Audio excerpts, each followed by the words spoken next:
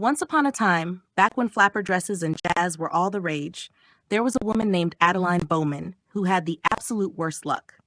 Not in the lost my keys kind of way, but in the struck by lightning and turned into an ageless freak kind of way. Seriously, who knew that a lightning bolt could be more effective than Botox and a diet of kale? Picture this, the early 1900s, a period where everything was either black and white or sepia. Adeline, a perfectly normal gal, is just going about her business, living her life, until, wham, a lightning bolt hits her. And no, she doesn't turn into a superhero or get superpowers. She turns into the world's most problematic immortal. Instead of getting a flashy superpower, she gets the delightful gift of never aging. At all. Ever. That's right, folks. Adeline gets to live forever as a 29-year-old. It's like being eternally stuck in your prime years, but without the joy of actually growing wiser. Imagine the fun she has with this delightful predicament. It's not all cocktails and fancy parties. It's constantly changing your name and moving cities to avoid the question, why the hell don't you age? And that's just a Tuesday. Her life is basically one giant game of hide and seek, but with fewer seek and more hide. Flash forward 100 years, because why not? And Adeline is now living in San Francisco. She drives a car that's so retro it makes a vinyl record look like a digital download. Despite being a stunningly youthful woman, she's about as out of touch with modern technology as your grandma trying to set up Netflix. But hey, she's got her routines down. Stay under the radar, keep moving, and try not to get too attached to anyone. Easy, right? But of course, life has to throw a wrench into her meticulously planned existence. Enter Ellis Jones, a man whose charm is so potent it might as well come with a warning label. Ellis is a bit of a dreamboat, handsome, rich, and smooth as butter. He meets Adeline at a party where she's trying her best to blend in, but instead, she ends up sticking out like a sore thumb in a room full of mildly interesting people. Ellis is instantly smitten because, let's be honest, who wouldn't be? She's like a human Picasso, complex, mysterious, and eternally beautiful. Adeline, trying to maintain her icy cool persona, finds herself tumbling down the rabbit hole of romance. Her carefully constructed walls start crumbling faster than you can say relationship drama. She falls head over heels for Ellis, which is about as smart as juggling flaming torches while riding a unicycle. She knows this can only end in disaster.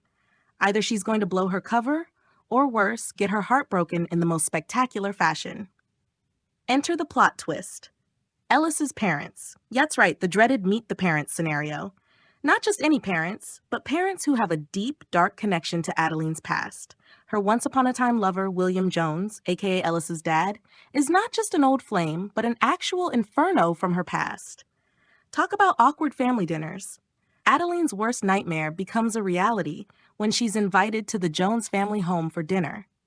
It's like a scene straight out of a cringeworthy sitcom.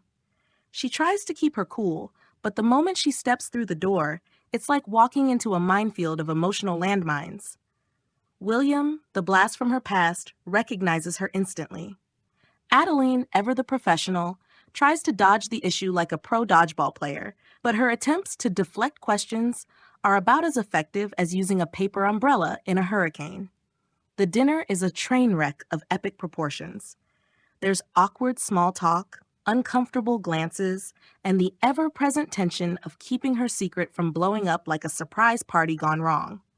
Meanwhile, Ellis's father is having a midlife crisis, trying to figure out how he knows this stunning woman who looks like she's never had a bad hair day. To add to the fun, Adeline has to manage her growing feelings for Ellis, who's falling head over heels for her. But she's keeping a huge secret, one that could ruin not only their relationship, but also her entire carefully constructed life.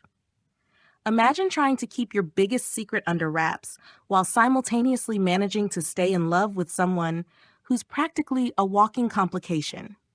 As the story unfolds, Adeline is faced with the ultimate dilemma: reveal her true self and risk losing everything she's worked so hard to protect, or continue living a lie and forever keep her past locked up tighter than a drum.